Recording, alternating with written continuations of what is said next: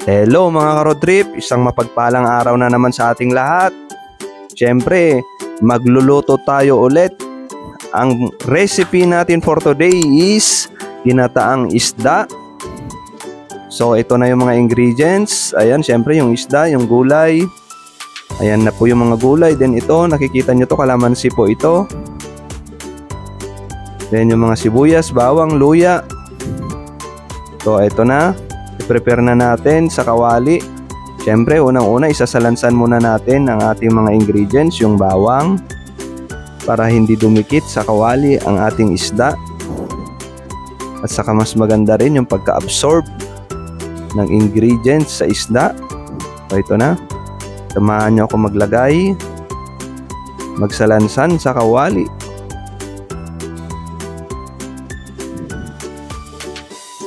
Ito na. So medyo matagal nga lang ito pagsalansan kasi talagang inaayos ko pa. So, okay.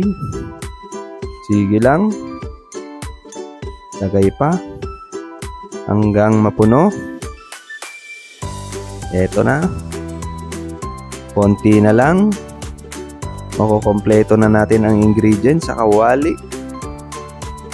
Ito na po. Ayan na.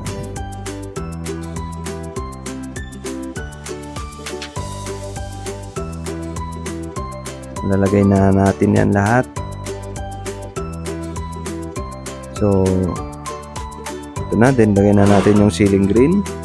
So ito muna yung pala yung first step na pagluluto natin. Ipapaksiw muna natin siya. Lalagay na natin yung isda.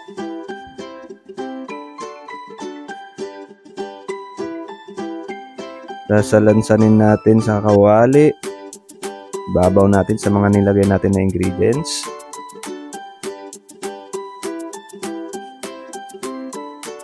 So ito na, nilagyan na natin yan ng paminta at saka yung turmeric na powderized na luyang dilaw para mas mabawasan ang lansa at mas masarap din.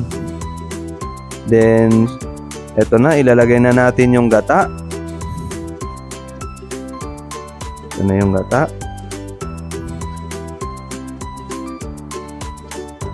So, ito na.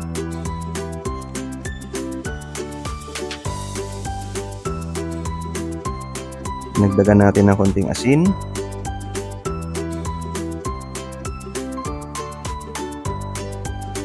Yan. Ang nilagay pala natin dyan is kalamansi.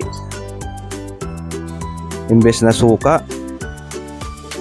Kasi yan ang marami tayo. Mas organic pa. Ayan, nilagay na natin yung mga ingredients na gulay. Ito po yung talbos ng kamote at saka yung alugbati. Masarap yan na kombinasyon sa ating ginataang isda. Ito na. Napakadali lang lutuin to mga ka-road trip. Kaya mga nagbabalak na magginataang isda dyan, pwede nyong gayain to. So ito na po. Luto na. Ayan na, nagugutom na rin ako.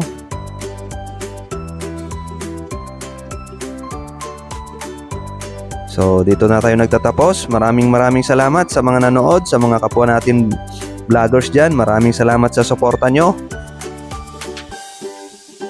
At sa mga silent viewers din natin, thank you sa inyong lahat. Mabuhay kayo hanggang sa ulitin. Hindi ko kita, putok na pala. Say nga pera mo, ang pili lobo, pakain sana.